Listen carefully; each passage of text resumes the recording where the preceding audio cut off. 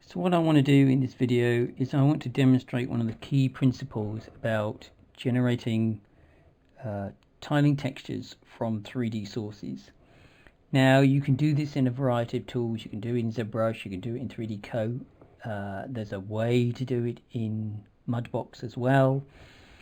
But what I want to do is to get you to understand the principles and the transferable skills. So we have a standard plane in 3ds Max which is divided up into 4 sections. And what I'm going to show you is what happens if we make an instance of this. So I'm going to shift this off to the side and I'm going to call this an instance. So this object is at 0, 0, 0, and if I've got the plane dimensions right, which I haven't, let's just set this up to about 200 by 200. And I'm just going to zoom out a bit as well.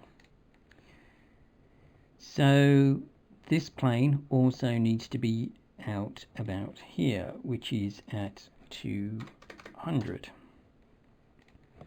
So these planes will connect effectively seamlessly. And if I change the parameters of this plane, you can see that they correspond because they're instances. So if I then go in and add a modifier, let's add a edit poly modifier to this plane. And now let's do something interesting with it. Let's go in and do a ring connect. And let's go and do another ring connect. Okay, so now if I move this geometry up and down, you can see that it's moving the same in our instance mesh, and if I move over to one side, you can see that this instance mesh is effectively coming in and filling the gap. In order to illustrate this slightly better, I'm just going to move over just a little bit. So in other words, they're slightly offset from each other. There's a little bit of gap here. And again, what I'm going to do is I'm going to go in and ring connect, and I'm going to go and do the same ring connect, ring connect. Okay, now if I go and move this edge, you can see how this mesh and this mesh are identical, and providing the geometry on corresponding edges matches, you can see that these two things are going to join together effectively seamlessly. If we know that we can use instances and we can offset them, then what we can do is we can build different structures out of these components. So what I'm going to do is I'm just going to build a box, and this will be kind of the key component to this tiling texture. I'm going to put this at 100 by 100.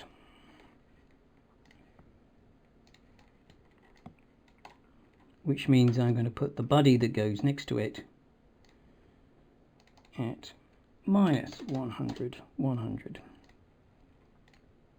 And let's check to make sure that's an instance. So if I come in and I move these verts, you can see that the corresponding verts move on this object. So I'm then going to duplicate this as an element and make a few more.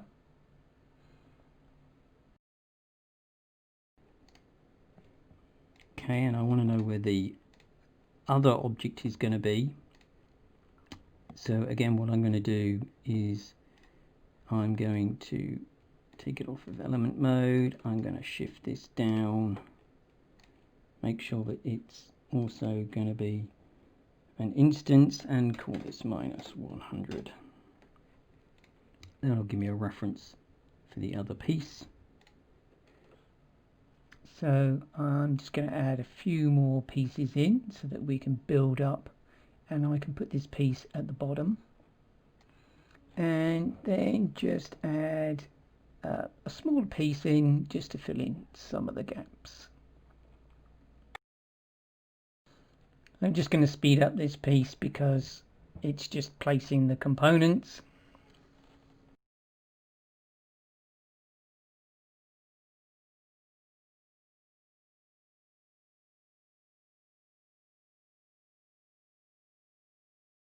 Okay, now I'm not going to bother filling it all in because I'm pretty sure you can see the practicalities of this, but then you might be considering, okay, so if I've got this, how do I turn it into an actual tiling texture? So the tiling texture is actually going to be a quad inside here. So I'm going to build a plane and let's stick it on the origin, and I'm going to make my plane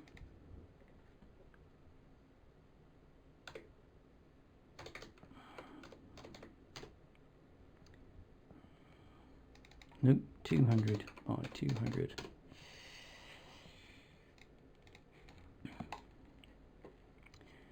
So my plane effectively resides inside this box here, and if I add the last quarter to this pattern, so if I move this one over to here, this is going to be minus 100 and this is going to be minus 100. Then as long as this plane resides within this boundary area, and again it depends on where you have your geometry, but it should, in theory, whatever is on the top should match the bottom, and what is ever on the left should match the right. Okay, so to test this out, what I want to do is I want to bake out a normal map using render to texture. So this plane is basically our rendering surface. So this is the thing that I use the render to texture on. And these other objects in the scene are basically the high poly. They're the source for the normal map. So I'm going to go up and I'm going to go render to texture, turn on the projection, and I'm going to pick, and I will add all of those, and I will also make sure that the cage is completely reset so that the cage is flat. So the plane by default will have good clean UVs right to the edge, so I will use channel 1. I then need to consider the components that I'm going to add, which in this case is just going to be the normal map. So 256 by 256 is adequate for proving the point.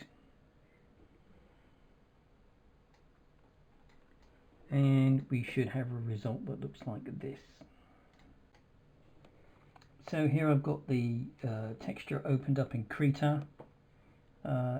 If I turn on the warp mode, which basically means that now I have an infinitely tiling surface, we can see that it tiles and there aren't any seams.